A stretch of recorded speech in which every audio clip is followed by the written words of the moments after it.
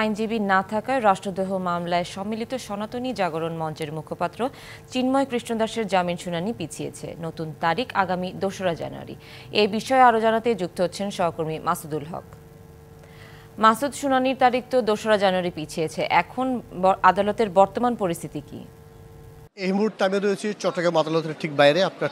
আমার পেছনে দেখছেন, এখানে সর্বস্তরের আইনজীবী তারা বিক্ষোভ করছেন, তারা মিছিল সমাবেশ করছেন। তাদের যেটি দাবি সেটি হচ্ছে এই আইনজীবী আলিফ হত্যা মামলায় চিন্ময় দাসকে আসামি করতে হবে এবং আরও বিভিন্ন মামলায় তাকে আপনার আসামি করে তারা তার দাবি জানিয়েছেন। মূলত একটু আগেই চট্টগ্রাম মহানগর জেলা জজ আদালতে এই চিন্ময় দাসের যে মামলার যে আপনার রাষ্ট্রদ্রোহ মামলা যেটি ছিল সেটি শুনানি হয়।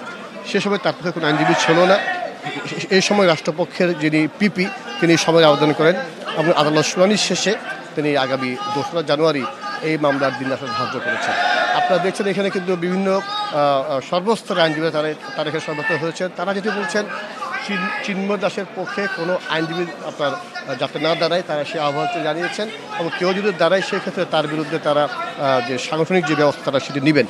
এবং আপনারা জানেন গেল ২৬ নভেম্বর চট্টগ্রাম আদালতে চিন্ময় দাসের জামিন না দেওয়াকে কেন্দ্র করে দুই পক্ষের সংঘর্ষ হয় এবং এই সময় আইনজীবী আলিফকে পিটিয়ে হত্যা করে দুষ্কৃতকারীরা। এবং এই ঘটনার ৪ দিন পর আইনজীবী আলিফের বাবা একটি হত্যা মামলা দায়ের করে, যেখানে আসামি করা হয় প্রায় ৩১ জনের নাম উল্লেখ এবং ১০ থেকে ১৫ জনকে অজ্ঞাত আসামি করা হয়। এছাড়া নিহত আলিফের ভাই ১১৬ জনকে আসামি করে আইনজীবীদের উপর যে হামলা ঘটনা একটি মামলা দায়ের করে। মোট এই ঘটনায় ৫টি মামলা দায়ের করা হয়েছে, তবে কোনো মামলায় আসামি করা হয়নি চিন্ময় দাসকে। এবং সর্বশেষ গতকাল আরও ৯ জনকে নতুন করে হত্যা মামলায় গ্রেপ্তার দেখানো হয়েছে এবং প্রায় ৮ জনকে ৭ দিনের রিমান্ডে নেওয়া হয়েছে। তো যেমনটি বলছিলাম, এই মুহূর্তে আদালতের বাইরে বিক্ষোভ করছেন আইনজীবীরা।